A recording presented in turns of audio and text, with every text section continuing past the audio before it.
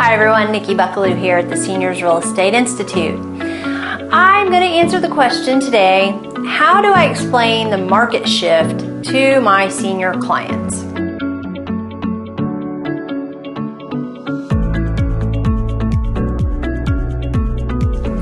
Well, that's an excellent question, and I would hope that you explain the market shift to all of your clients basically the same way. And so I'm going to give you a few tips that should probably translate into all of your explanations of the market shift, not just for your senior clients. And why do I say that? Because you can't assume that you walk into someone's house and because they're a senior, they don't understand the market. I think that's a problem if we're making those assumptions. So I like to start out by asking them how confident and comfortable do they feel with their understanding of the current market and what's happening. And let them kind of tell you, because a lot of times our clients maybe 70, 80, 90 years old, and they've moved multiple times, and maybe they've also sold investment properties or they have experience in the market. So really the better question is, how do I explain the market shift to longtime homeowners who haven't been in the market a while? That's really the definition I think that we probably should go with. So let's talk about that.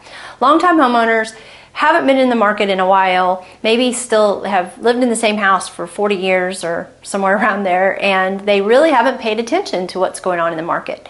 Now, we do probably have to explain what's going on. And the market shift, the challenge with that a lot of people have is that they've heard that their neighbor or their friend or their family member just sold their house that was just like theirs for X amount of dollars.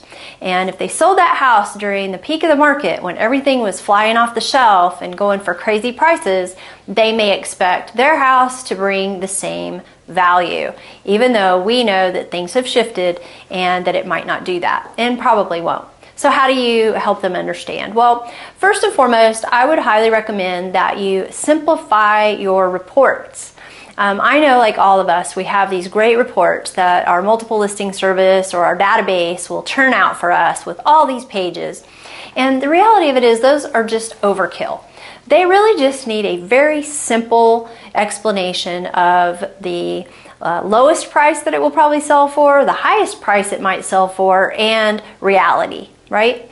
And we actually use a form that we provide in our class. It's very simple. It has 3 blanks that you fill in to help them see on a visual, not just hear it, but see it visually, what that might look like on a spectrum, right? Low, medium, and high.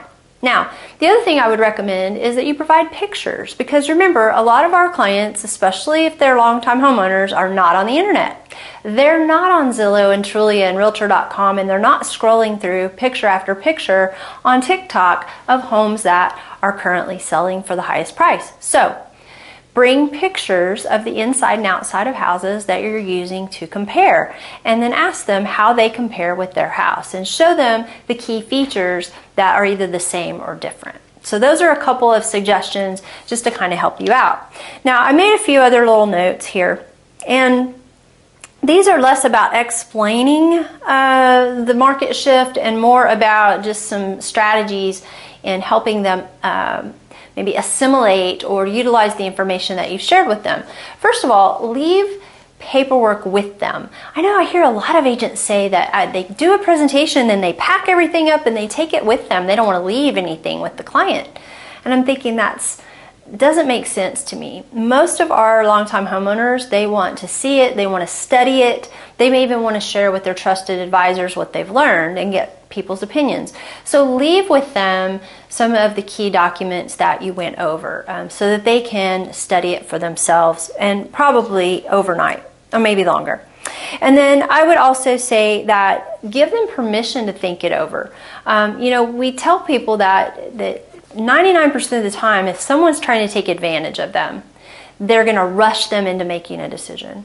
And so when you take a step back and you say, I know you're going to want to think about this, I know I've given you a lot of information to consider, and you're probably going to have questions, so I'm going to leave this information with you. I'm going to let you think about it, and then I want you to call me, and I want you to ask any questions that you have, and if you need for me to go over it with you again, I'm happy to do that. In fact, why don't I follow up with you in a couple of days, see how you're doing, check in, and maybe we'll schedule another appointment just to revisit it to make sure that you fully understand everything that we covered. Doing that tells them that you respect their process, that you understand this is an important decision, and they can trust you. And so then when you go back to have that second conversation, they're going to feel much more comfortable with you and not feel pressured. So I hope that's been helpful. Again, all of the people out there, regardless of age, regardless of how long they've lived in their home, are going to need some explanation about the market shift. So just evaluate your clients one-on-one and don't overgeneralize.